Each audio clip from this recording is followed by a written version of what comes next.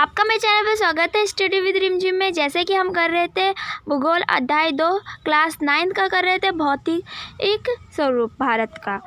तो हमने हिमालय पर्वत श्रृंखला और उत्तर मैदान के बारे में जान लिया था। इसमें हम जानेंगे प्रायद्वीप का पठार। तो चलिए स्टार्ट करते हैं। प्रायद्वीप का पठार, इसको जानने से पहले हम जानेंगे कि प्रायद्वीप पठार किसे कहते हैं। तो महाद्वीप का वह हिस्सा जो 3 तरफ से महासागरों से घिरा होता है, ऐसा भूभाग को प्रायद्वीप कहा जाता है। और प्रायद्वीपीय भारत का भूभाग पठारी है, इसीलिए हम प्रायद्वीप पठार कहते हैं। और प्रायद्वीप पठार वाले भूभाग में ऊंची ऊंची चोटियाँ नहीं बल्कि चट्टानों का सतमल उठा हुआ भूभाग होता है। प्रायद्वीपीय भारत का पठार गोंडवानलैंड का ही भाग है, तभी इसको प्राचीन भूभाग का हिस्सा भी माना जाता है। आपके पेपर में क्वेश्चन पूछा जा सकता है कि प्रायद्वीप पठार क्या एक प्राचीन भूभाग है, तो आपको यस पे टिक लगाना है। अब हम जानेंगे 2 मुख्य भाग हैं, मध्य उच्च भूमि और दखान का पठार। ये दोनों आपके प्रायद्वीप के पठार के हैं। जो आपको पहला सर्कल दिख रहा है वो दखान का पठार है, और अब जो दूसरा आपको सर्कल दिखा है वो मध्य उच्च भूमि का पठार है। अब हम जानेंगे मध्य उच्च भूमि। नर्मदा नदी के उत्तर में प्रायद्वीप पठार का वह भाग जो कि मलवा के पठार के अधिकतर भागों में फैला है। यह भाग अरावली के दक्षिण पूर्व तथा विंध्याचल श्रेणी के उत्तर में फैला हुआ है।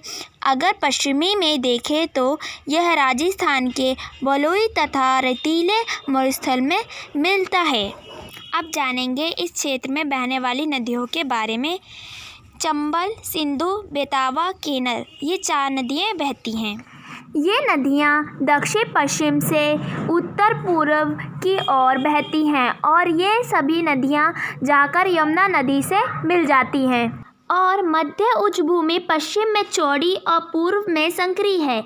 इस पठार के पूर्व विस्तार को बुंदेलखंड या बुंदेलखंड कहते हैं, और पूर्व को छोटा नागपुर का पठार कहा जाता है, जो कि दामोदर नदी द्वारा है, अर्थात अलग किया गया है। अब जानेंगे दखान का पठार अर्थात दक्षिण का पठार।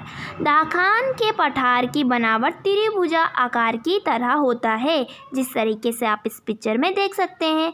यह पठार नर्मदा नदी के दक्षिण में उत्तर स्थित है।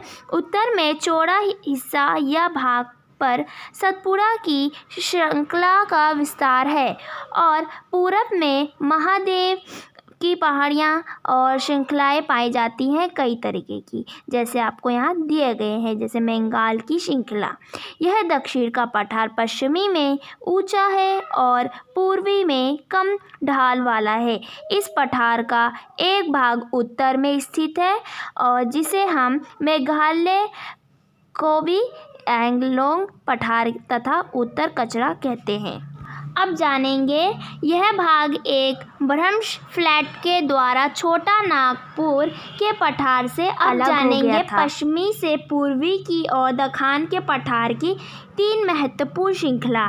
पहली है कारो, दूसरी खासी और तीसरी है जैदिया।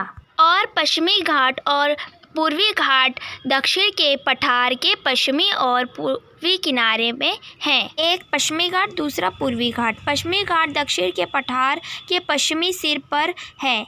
यह पश्चिमी तट के समांतर है।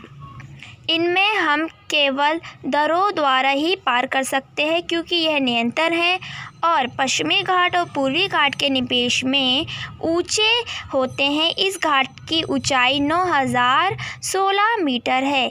इस घाट पर पर्वतीय की वर्षा भी होती है। जब नमी से भरी हवाएं मार्ग में पर्वत आने के कारण ऊपर उड़ती हैं और संघनन होती हैं, तो उसे वर्षा को पर्वतीय वर्षा कहा जाता है।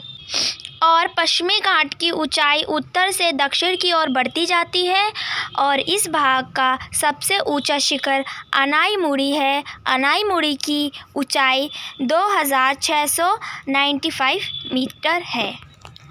अब पूर्वी घाट के बारे में जानेंगे। पूर्वी घाट का विस्तार निरंतर नहीं है बल्कि अनियमित है, क्योंकि बंगाल की खाड़ी में गिरने वाले नदी इसे काट देते हैं। इस घाट का विस्तार महानदी घाटी से दक्षिण में नीलगिरी तक है और इस घाट की ऊंचाई मात्र 600 मीटर है। इस भाग में सबसे ऊंचे शिखर महेंद्रगिरी है, जिसकी ऊंचाई 1501 मीटर है। इस घाट के पश्चिमी में श्वेरी और जवेटी की पहाड़ियाँ स्थित है। अब जानेंगे उत्तम मंडल। ऊटी के नाम से जाना जाता है। यह नीलगिरी में स्थित नगर है। यह दक्षिण का प्रसिद्ध पवित्र नगर है। अब जानेंगे प्रायद्वीपीय पठार। यहाँ की मृदा यानी मिट्टी पाई जाती है और काली मृदा क्षेत्र को हम दखान ट्रैप कहते हैं। इनकी उत्पत्ति ज्वालामुखी से हुई है, इसीलिए यहाँ की शैलियाँ आग्नेय है और इन शैलियों के अपरदन से काली मृदा का निर्माण होता है। अगले वीडियो में हम पढ़ेंगे भारतीय मरुस्थल। याद रखना आप सभी।